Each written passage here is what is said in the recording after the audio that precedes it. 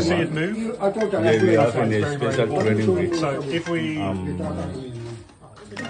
with Chris, and we are getting more and more and more knowledge from him, whereby we are happy to have him today at this workshop. Thank you very much. Welcome.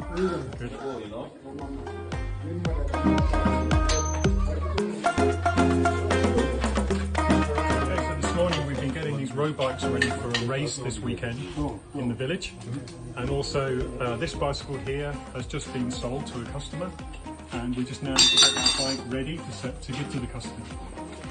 We have lots more bikes over here that need to be prepared for the race of the weekend. So there's much to do. It's a busy morning.